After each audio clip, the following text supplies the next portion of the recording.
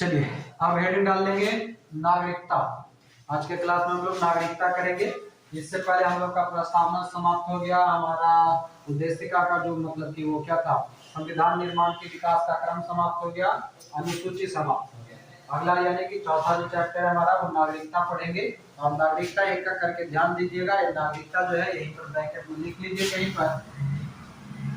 भाग 2 का बात है और अनुच्छेद कहाँ से कहाँ तक, 5 से 11 तक का बात है ना। यहाँ तक का बात है, यही 5 से 11 तक के कहानी को हम लोग समझेंगे। कोई बताएंगे क्या कि नागरिक होता कौन है? नागरिक कौन होता है? कौन बताएंगे?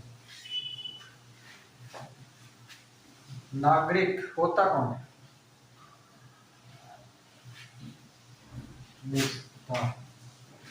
हम भारत के क्या हैं?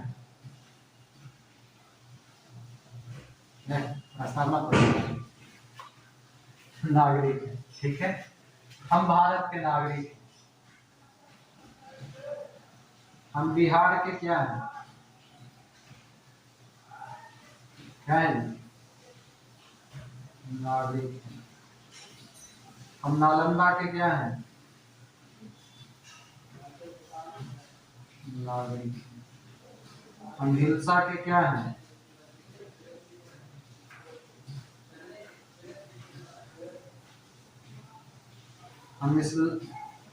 हम इस्लामपुर के क्या हैं?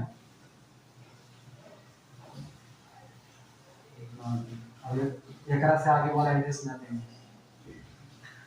ठीक है। हाँ, अब देखिए जितना हम लिखे सब में आप लोग कहते चला है नागरिक नागरिक। नागरिक सिर्फ हम भारत के, ठीक है। नागरिक जो है हम सिर्फ भारत के, बाकी जो ये है बिहार, नालंदा, हिंसा, इस्लामपुर, फलाना ढेकाना, माना काना, सब इस सब जगह के हम कहाँ हैं? निवासी। क्यों हम कहें कि निवासी और क्यों कहें कि हम भारत के नागरिक हैं? कारण यूं, क्योंकि हमारे यहाँ जो संविधान कहता है और संविधान में एक शब्द है कि भारत में एकल नागरिकता होगा। क्या होगा? एकल नागरिकता। तो हमारा बिहार के नागरिक हम नहीं है, बिहार के हम निवासी हैं। कभी जाति आय वासी सब बनवाए हैं, इसमें थोड़ी लिखा रहता है बिहार के नागरिक, लिखा हुआ क्या रहता है? बिहार के निवासी लिखा हुआ रहता है। तो हमारा कहना ये है कि हमारा संविधान ऑलरेडी कहता है एकल नागरिकता, एककारी नागरिकता। कहां से लिया है हमें एककारी नागरिकता? एकल नागरिकता हमें कहां से मिला है? ब्रिटेन से। डिंपल आप रिमूव हो गया, ये एकल नागरिकता जो हम लिए हैं वो ब्रिटेन से लिए। अब ब्रिटेन से लिए हैं, यही कारण सिर्फ हम भारत के नागरिक हैं, बाकी सभी जगह के निवासी हैं। बातें बातें आप लोग को हम एड्रेस दे दिए हम अपना, ठीक ना। बाकी घर के पता नहीं दिए, घर नहीं पहुंचेगा तो, ठीक है। यहाँ तक पहुंच जाएंगे सर। देखिए यहाँ तक पहुंचिएगा ना, जब से वो बस पकड़िएगा तो ठीक है, बोलिएगा हमको राजगीर जाना है, ठीक ना। मात्र 1 घंटा ज्यादा से ज्यादा लेगा और पैसा लेगा कितना? लगभग 90 रुपये। बाकी घटे बढ़े के पता ना, 90 रुपये, ठीक है। और सीधे आपको उतार देगा के जब एकदम द्वितीय के एकदम रोड गेट पर एकदम। अच्छा बताइए, तो अमेरिका में कैसी नागरिकता है? अमेरिका में कैसी है? दोहरी नागरिकता। दोहरी नागरिकता कहने का मतलब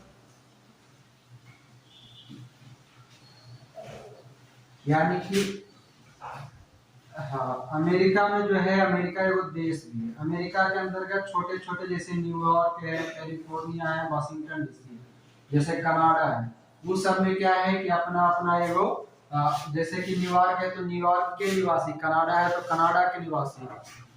ये तो हो गया। भारत में जो नागरिकता है, नागरिकता के लिए हमारा जो अनुच्छेद है 5 से 11, इसी अनुच्छेद के अंतर्गत जो कुछ भी वर्णन किया गया है, उसी वर्णन के आधार पर हम मानेंगे कि कौन व्यक्ति भारत का नागरिक है या नहीं है।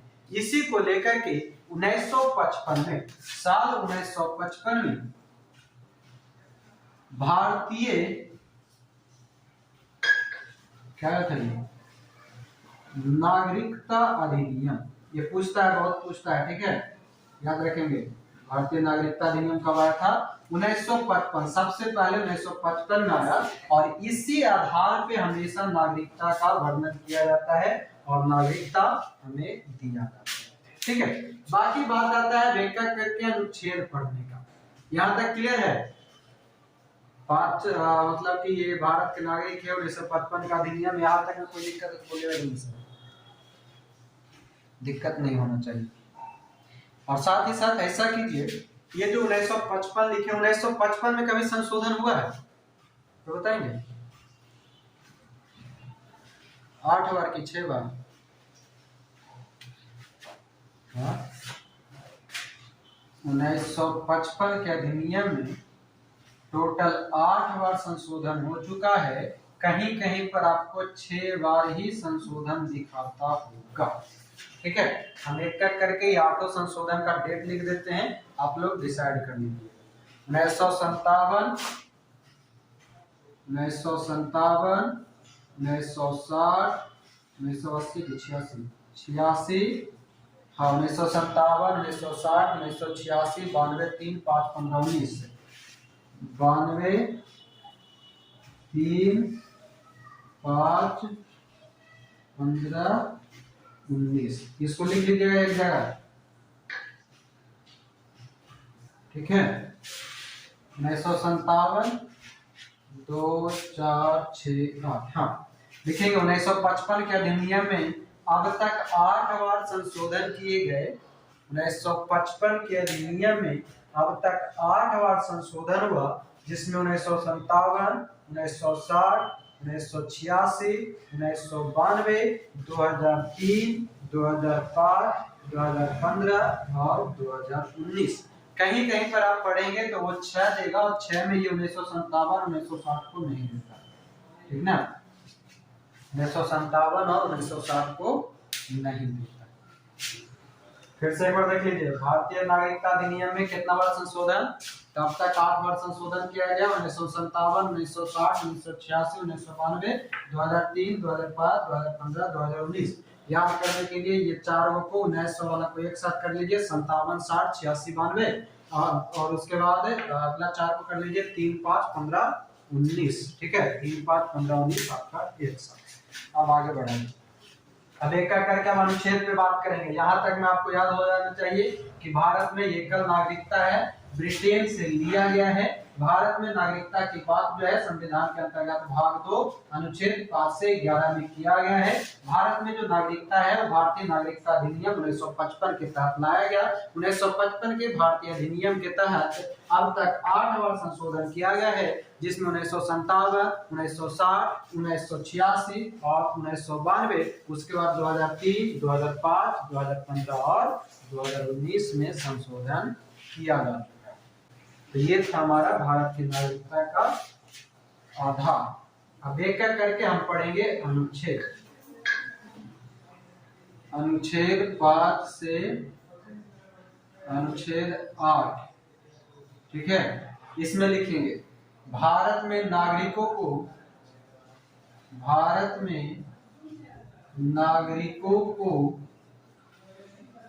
4 वर्णों में बांटा गया। भारत में नागरिकों को 4 वर्णों में बांटा गया, मतलब उल्लेख किया गया। अगला लिखेंगे अनुच्छेद 9। ज्यादा संशोधन इस शब्द मत कीजिएगा, ठीक है, फंसा देगा फिर। अनुच्छेद 9, अनुच्छेद 9 में लिखेंगे कोई व्यक्ति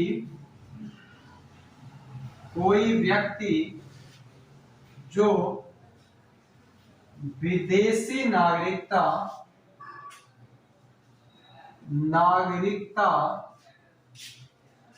प्राप्त कर लेता है वो भारत का नागरिक नहीं होगा। क्या समझे?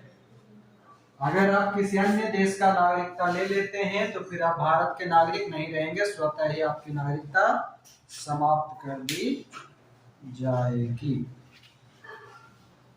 क्लियर है यहाँ तक? आइए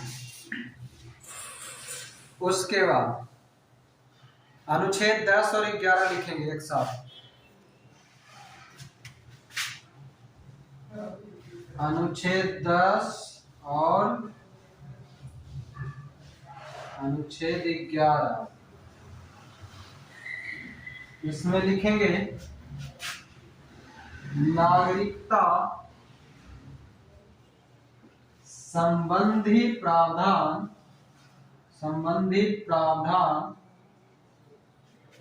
बनाने का अधिकार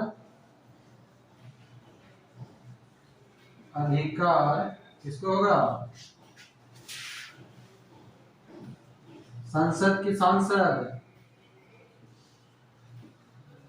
संसद को होगा। संसद और सांसद में क्या अंतर है?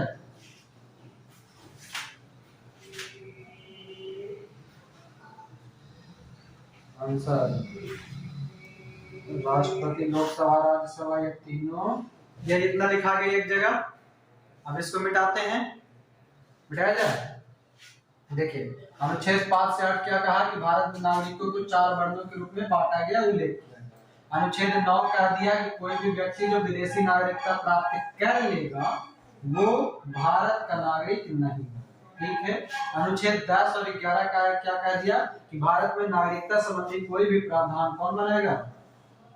संसद महोदय बनाएंगे। ठीक है, संसद बनाएंगे। यहाँ तक तो ठीक है, मगर अब फिर से इसको मिटाते हैं। आपका तो सिलेक्ट खराब है।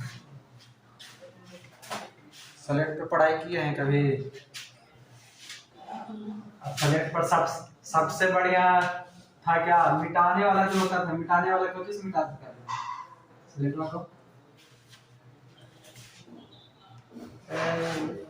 वो सब तो विदेशी जमाना होता है। हाँ, ये होगा देसी।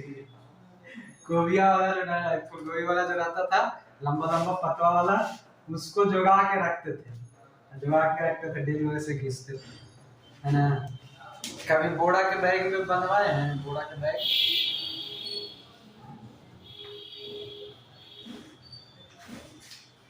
नहीं, घोड़ा पे तो बैठे किए, घोड़ा के बैग बनवाए थे। ठीक है, घोड़ा के ऐसे बैग रहता था, उसमें ऊपर से वो जो पाले ऐसे नहीं आता है लगाने वाला, हुक जो रहता था वैसा वाला आता था, उसको लगवाए थे। यहाँ पर एगो छोटा सा पॉकेट था, चैन था उसमें। बगल में वो चाची है जो सिलाई करती हैं, वो बनाई थी। हम वो देखे तो हम भी मम्मी से जिद की, मम्मी वो लेंगे बनवाएंगे। तो ऐसा था, दोनों में हाँ पीठ पर टांगे वाला था, दोनों मिलकर लेके जाते थे। दोनों में दोस्ती आज में से ही अच्छा ही है। और फिर डालने का संवैधानिक प्रावधान, संवैधानिक प्रावधान, फिर डाल लेंगे संवैधानिक प्रावधान। चलिए अब इसमें लिखेंगे, यहीं पर सामने लिख लीजिए। संवैधानिक प्रावधान के अंतर्गत अनुच्छेद 5 से 8, ठीक है, अनुच्छेद 5 से 8, अनुच्छेद 5 से 8 और आप लिखेंगे अनुच्छेद 5 के अनुसार, लिखेंगे अनुच्छेद 5 के अनुसार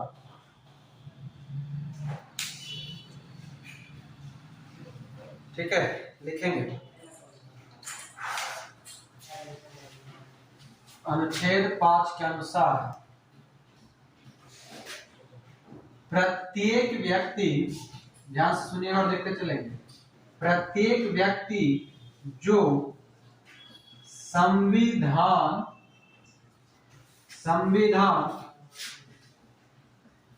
निर्माण से पहले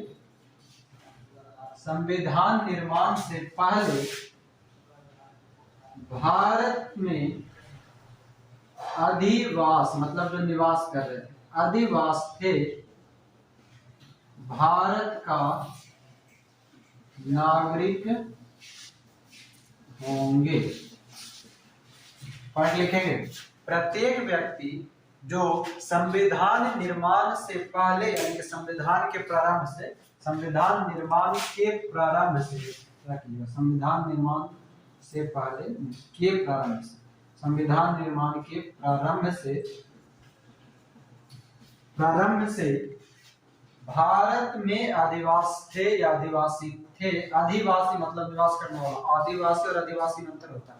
आदिवासी थे भारत का नागरिक होगा। हो गया, होंगे। इसका कुछ शर्त भी है, ठीक है। प्रत्येक व्यक्ति जो संविधान निर्माण के प्रारंभ से भारत के राज्य क्षेत्रों का निवासी है भारत का नागरिक होगा यदि, यदि लिखेंगे, यदि पहला लिखेंगे, यदि भारत के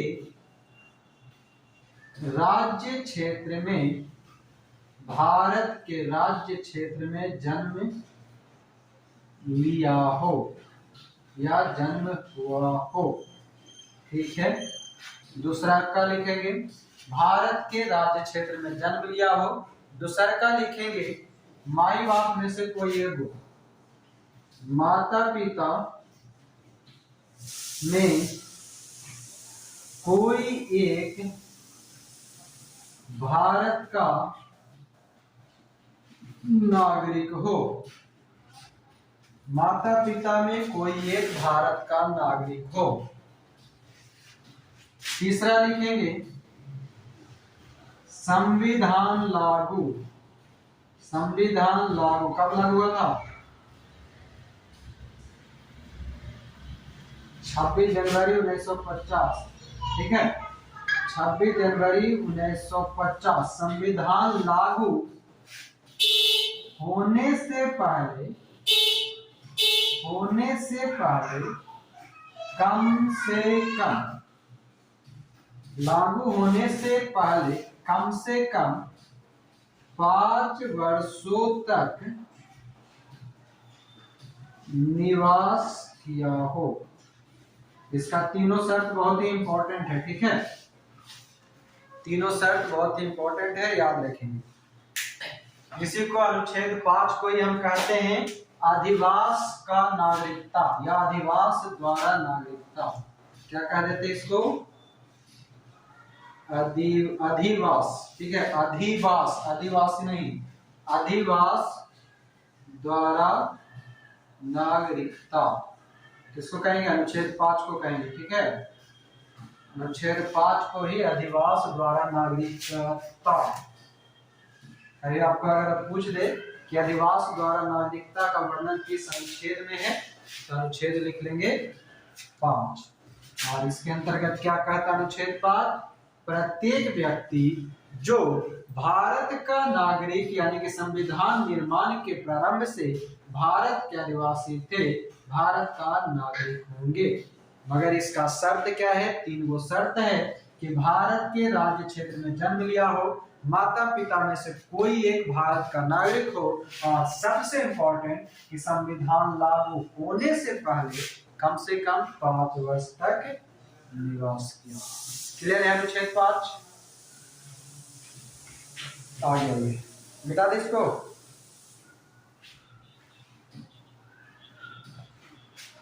हाँ, अधिवास द्वारा नागरिकता, अनुच्छेद 5 को ही अधिवास द्वारा नागरिकता कहते हैं, ठीक है।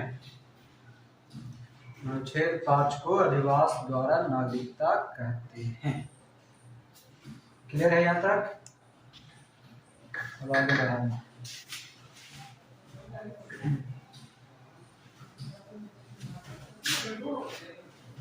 अधिवास द्वारा नागरिकता कौन सा अनुच्छेद? अनुच्छेद 5। संविधान लागू होने से पहले कितने वर्ष तक भारत में रहेगा जिसको नागरिकता प्राप्त होगा?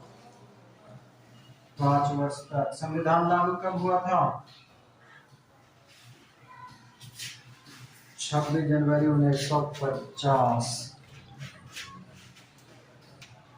अगला लिखिएगा, हमको बना दिखा रहे हैं, आप लोग मत दिखाइएगा, मेरा यहाँ स्लेट मिट जाता है इसलिए मुझे छेद लिखनी, ठीक है। आप लोग अपना अपना लिखिएगा। अनुच्छेद 6 के अनुसार लिखेंगे, अनुच्छेद 6 लिखेंगे।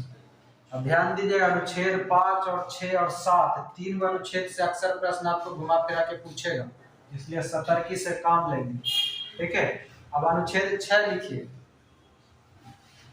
पहले इसको हम कहते क्या है जो लिख लीजिए यहीं पर, पहले कॉलम लिखे हम गड़बड़ा गए थे, लिखिएगा पाकिस्तान, कौन, पाकिस्तान से प्रव्रजन, मतलब पाकिस्तान से, पाकिस्तान से प्रव्रजन करके आए लोग, ठीक है।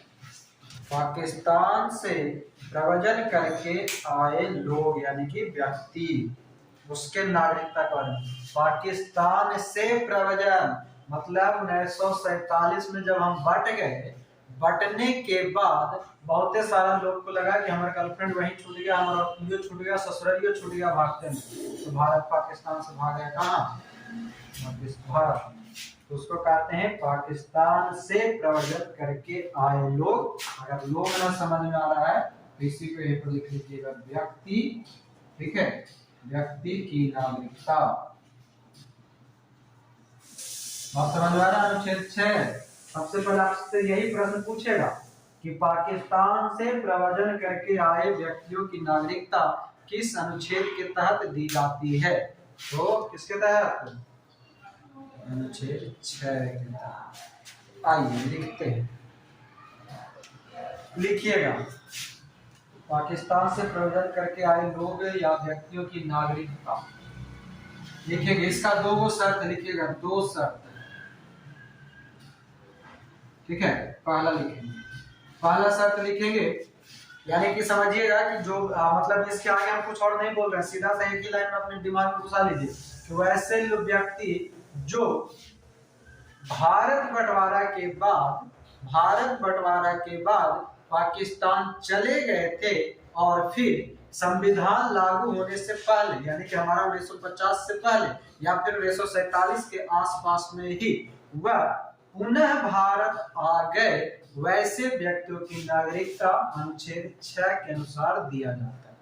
बात क्लियर है? तो अब लिखिएगा, आगे लिखिएगा, जो 19 जुलाई 1948, जो 19 जुलाई 1948 से पहले भारत आए, पहला शब्द, और दूसरा शब्द जो 19 जुलाई 1948 के बाद भारत आए,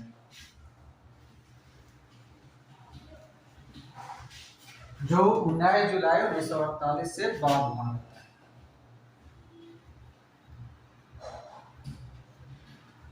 किन्हीं के मन में ये सवाल आया, ये डेट काहे की इंपॉर्टेंट है,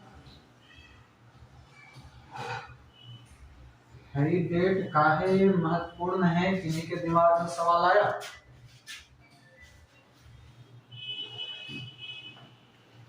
हाँ, भारत और पाकिस्तान के बीच में 19 जुलाई 1948 को एक समझौता होता है, जिसके तहत ये कहा जाता है कि वो व्यक्ति जो या तो भारत से पाकिस्तान जाना चाहता हो या पाकिस्तान से भारत आना चाहता हो, वो इस तिथि के समय से आ सकता है ना, क्योंकि इसी दिन अनुमति पत्र शुरू किया गया था, यानी कि अनुमति पत्र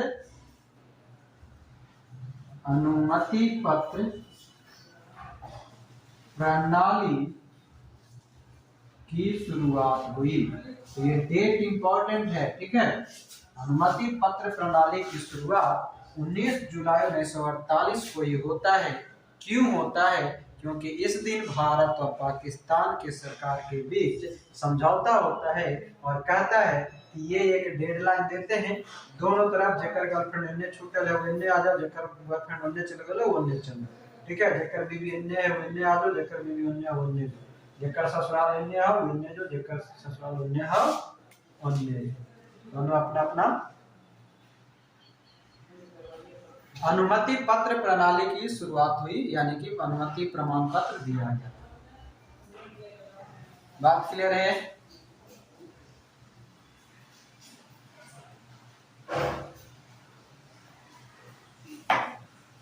चलिए अब देखिए, ये तो अनुच्छेद 6 हो गया, ठीक है, मिटा दे इसको, इतना समझ में आ गया। अनुच्छेद 6 का कहानी सिर्फ इतना याद रखना है, पाकिस्तान से प्रव्रजन करके, मतलब कि ससुराल से नहिरा आ जाएगा तो, ससुराल से नहिरा, नहिरा समझते हैं जिसको कुछ भी बोलते हैं इंग्लिश में, मायका, मायके, हाँ, पाकिस्तान से नहिरा जो आ जाए वो अनुच्छेद 6 में, अगला पढ़ना है नहिरा से ससुराल जाएगा, यही अनुच्छेद 7 लिखिएगा, हम लिखा रहे हैं इसको, हाँ समझेंगे एक शब्द फिर। अनुच्छेद 6, अनुच्छेद 6 क्या कहता है नागरिकता को लेकर के, कि पाकिस्तान से प्रव्रजन करके आए भारत में लोग, यानी कि व्यक्ति, जो क्या कहता है इसके लिए 2 शर्त दिया गया, वैसे व्यक्ति जो 19 जुलाई 1948 से भारत आए हों, और दूसरा कहता है कि 19 जुलाई 1948 के बाद भारत आए हों। 19 जुलाई 1948 का डेट क्यों महत्वपूर्ण है? क्योंकि इसी दिन भारत और पाकिस्तान के सरकार के बीच अनुमति पत्र प्रणाली की शुरुआत हुई थी।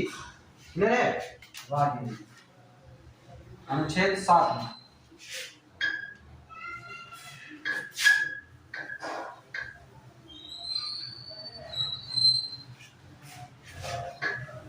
हम लोग अपना अपना मिटा लीजिएगा, हम अपना मिटा दिया, चलिए मैंने थोड़ी पना दिखाएंगे ना, देखिएगा अनुच्छेद 7, और पाकिस्तान से प्रव्रजन करके आए, पाकिस्तान को प्रव्रजन करने वाले, पाकिस्तान को प्रव्रजन करने वाले व्यक्ति की नागरिकता,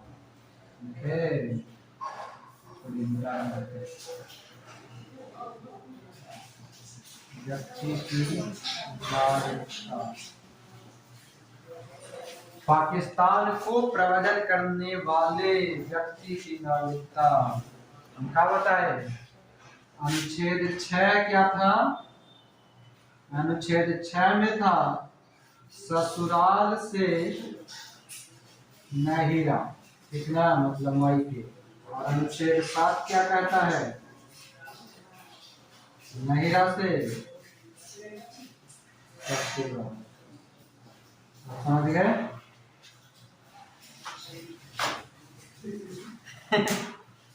लिख लीजिए, आइए अनुच्छेद 7 में, अनुच्छेद 7 आप इसी शब्द से समझ गए, कोई दिक्कत भी है इसमें? ये शब्द किनको किनको समझ में नहीं आ रहा, जल्दी से बताइए, कितने ऐसे व्यक्ति हैं जिनको ये शब्द समझ में नहीं आया? सबको आ गया, चलिए तो लिखिए जल्दी से, देखेंगे, लिखेंगे शर्त, शर्त लिखेंगे, पहला लिखेंगे जो व्यक्ति, देखते चलिएगा, जो व्यक्ति मार्च 1947 के बाद, जो व्यक्ति मार्च 1947 के बाद, मार्च 1947 के बाद भारत से पाकिस्तान, भारत से पाकिस्तान चले गए हो, भारत से पाकिस्तान चले गए हो, वह भारत का नागरिक नहीं समझा जाएगा, वह भारत का नागरिक नहीं समझा जाएगा।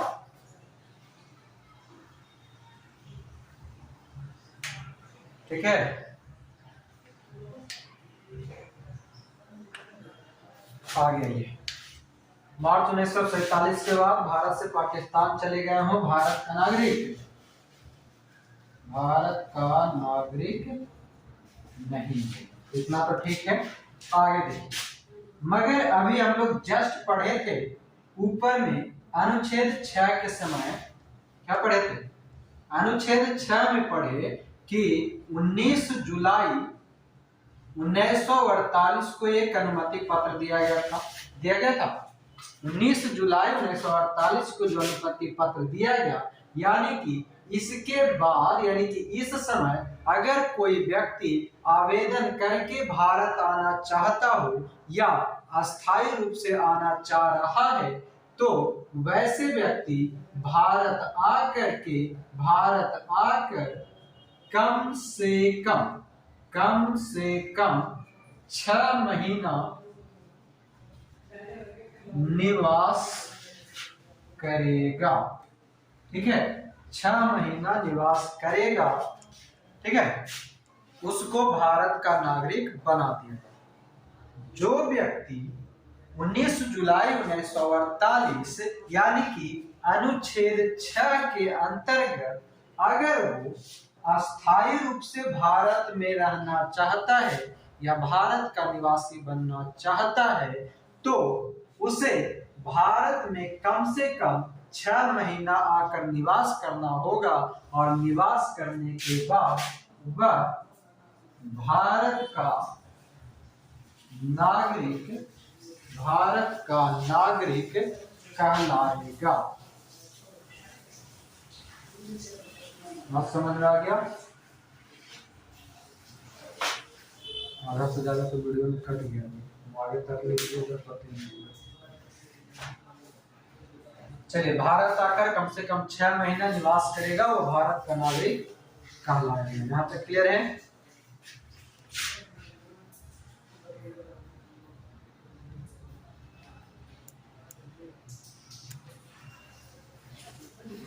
चलिए, बोर्ड नहीं घुमा सकते, कैमरा ही घुमा देंगे क्या? चाणक्य ने कहा है, अगर एक दरवाजा बंद हो तो एक न एक खिड़की खुल ही जाता है। खोल दिए। तो ये हो गया हमारा अनुच्छेद 7। अनुच्छेद 7 समझ में आ गया? कौन कौन ऐसे महानुभाव हैं जिनको समझ में नहीं आया? सब महानुभाव आ गया। चलिए, तो फिर से एक बार समझिए क्या कहता है अनुच्छेद 7। अनुच्छेद 7 कहता है कि पाकिस्तान को प्रबंधन, सबसे इंपॉर्टेंट आपका यही याद रखना, ठीक है। अनुच्छेद 7 कहता है पाकिस्तान को प्रबंधन करने वाले व्यक्ति की नागरिकता, शर्त क्या है? वैसे व्यक्ति जो मार्च 1947 के बाद भारत से पाकिस्तान चले गए हो, भारत का नागरिक नहीं कहलाएगा। मगर दूसरा शर्त क्या कहा कि अनुच्छेद 6 के अंतर्गत 19 जुलाई 1948 के अनुमति पत्र के अनुसार कोई भी पाकिस्तान से आए हुए व्यक्ति अगर भारत का नागरिकता प्राप्त करना चाहता है, तो उसे भारत में कम से कम 6 महीने तक निवास करना होगा, तब जाके वो भारत का नागरिक कहलाएगा। क्लियर? याद रखेंगे। आते हैं अब आगे, अनुच्छेद 8।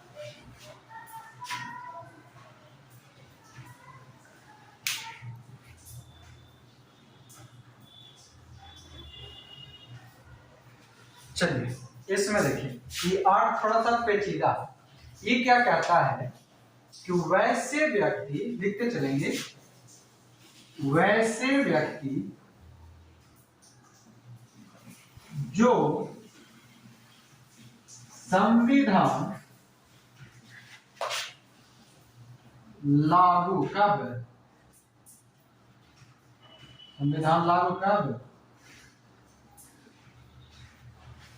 26 जनवरी 1950। सबके दुनिया में लगा जी है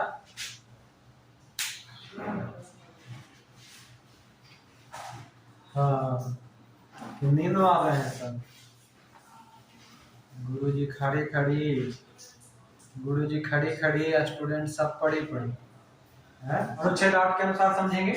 वैसे व्यक्ति जो संविधान लागू होने के समय, संविधान लागू होने के समय, संविधान लागू होने के समय